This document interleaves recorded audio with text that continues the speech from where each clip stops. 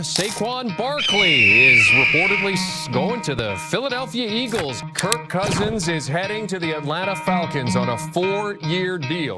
They should trade the first pick, in my opinion, and build around Justin Fields. And we assume who will be the number 1 overall pick in next year's NFL draft.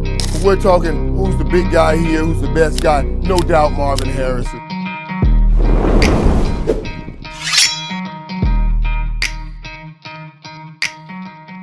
Finishing off the 2023 NFL season, there were a lot of expected players and even unexpected players that are heading into free agency. Players like Saquon Barkley, Derrick Henry, and Baker Mayfield all had expiring contracts, while Aaron Jones, Justin Simmons, and Jordan Poyer reached free agency by being released. We also got the draft coming up after free agency ends, led by potential superstars in Caleb Williams and Marvin Harrison Jr. Here in this video, I'll talk about each major free agent signing, what it means for the player and team, and what's going to happen in the draft. Starting this video off, let's look at the quarterback free agency class. A bit of an underwhelming class, it still had valuable quarterbacks that could make an impact on a team, whether it's to win games or be a mentor. This class was highlighted by Kirk Cousins, Baker Mayfield, Russell Wilson, and Gardner Minshew. Kirk Cousins made a surprising move and got a 4-year, $180 million deal from the Falcons. I believe Cousins didn't want to leave Minnesota, but getting that kind of deal from any team at 35 years old, it's hard to pass up. As for how the Falcons come out of this, I think Kirk's a good quarterback to unlock the potential of their young pass catchers. And it's going to give the Falcons some time to find their next franchise guy, because Desmond Ridder is not it. Baker Mayfield signed a little early in my opinion, and signed back with the Tampa Bay Buccaneers. Baker had a resurgence season last year, making a great impact on a Bucs team that lost Tom Brady last year. He gelled well with that team and got himself a 3 years, $100 million deal. For Baker, of course he got the long-term lot of money deal he wanted. For the Bucs, their quarterback might not be Tom Brady, but he's not a bad alternative. Someone who can constantly be in playoff contention and maybe make the next step, it's certainly not a bad signing at all. I've been saying since he got released, he needs to be a mentor at the quarterback position, and that's exactly what Russell Wilson did, signing with the Pittsburgh Steelers. The Steelers get Wilson just in case Kenny Pickett can't make that 3rd-year jump, and if he can, then Wilson teaches Pickett the ropes of the NFL. Then we got a Pro Bowler in Gardner Minshew signing with the Las Vegas Raiders. It looks to be a quarterback competition in Vegas between O'Connell and Minshew, but to be honest, I don't like it for Gardner. The Raiders are trying to find a personality in their team since the Derek Carr departure. They did this with Jimmy Garoppolo last year, and it might be the same thing this season. Minshew might start the first couple games, but I think he'll end up on the bench towards the end of the season when the media starts pressuring the Raiders to do something different. It's a bad decision for Minshew. Next, we got the running backs of this free agency, and this class is loaded. Saquon Barkley, Josh Jacobs, Derrick Henry, Tony Pollard, Austin Eckler. The list goes on and on. Considering last season when no running back could get a long-term deal even if their life depended on it, running backs found teams very easily. Starting with the main running back, Saquon decided to go to the Giants' division rival in the Philadelphia Eagles. The Eagles are notorious for never spending money on a running back, but they did it this offseason with one of the best in the entire league. Josh Jacobs is going to Green Bay for reasons I couldn't tell you, other than they paid him an insane amount of money for a running back who just had his worst season to date.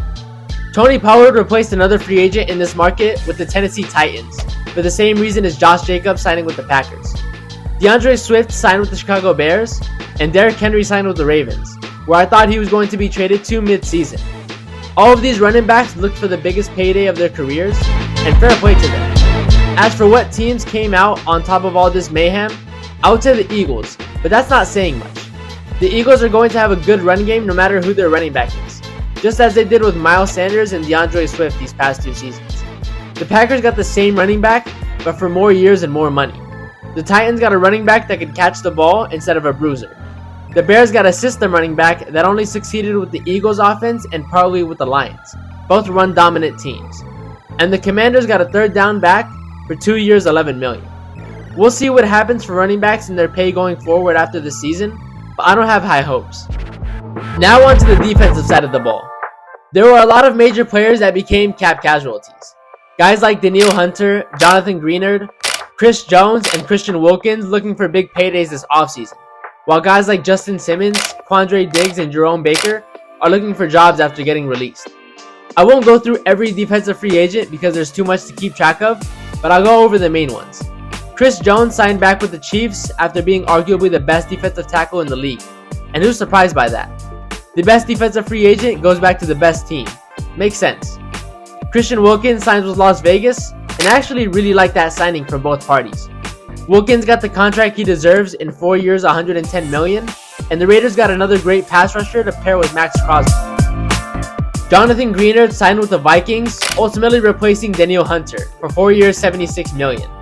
And then, after having no reason to go back to his former team, Danielle Hunter signed with the Texans after recording his best season to date.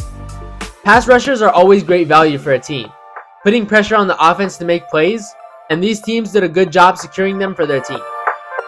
There's a lot more free agency moves that have taken place or have yet to take place, but I'll go over those in different videos. Now let's take a look at the team that controls the entire draft, the Chicago Bears. The Bears absolutely fleeced the Panthers last season, trading the number 1 pick for wide receiver DJ Moore, 2 first-round picks, and 2 second-round picks. Now they have the first overall pick again this year, with the 9th overall pick as well, and I have many questions to answer. Should they trade the number 1 pick or use that selection to pick the consensus top draft prospect in Caleb Williams and trade Justin Fields? What I think the Bears do is stick with Justin Fields and trade the number 1 pick. Now it's just who's going to be dumb enough to trade a bunch of future prospects for the first pick. I think the Titans make a move for their future quarterback and trade Treylon Burks, their number 7 overall pick, a future first and future second for next year. The Bears then use picks 7 and 9 to boost their offensive line and receiving core, drafting Joe Alt out of Notre Dame and Brock Bowers from Georgia. So now after a 7-10 season that was led by their defense, the Bears hope Justin Fields makes that next step with a receiving group of Moore, Burks, and Bowers, and leads the Bears to the playoffs this coming season.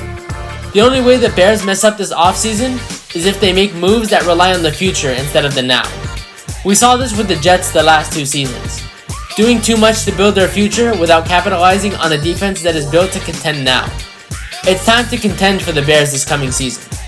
After trading for the number 1 pick, Caleb Williams goes to the Titans and gives them their quarterback of the future. The Heisman winner Jaden Daniels goes 2, and Drake May goes 3, both having to compete for starting jobs against other young quarterbacks. Marvin Harrison goes number 4 to the Cardinals and automatically makes an impact on that team. And lastly, Malik Neighbors goes to the Giants at 6 and becomes the number 1 wide receiver on that team. Those are the only significant draft picks that can make an immediate impact in the league based on draft selection. There's so much to unpack this offseason that unfortunately is hard to cover it all, but hopefully I'll go over each team in other videos. All that being said, I hope you guys enjoyed the video. Please like and subscribe, and I'll talk to you guys later.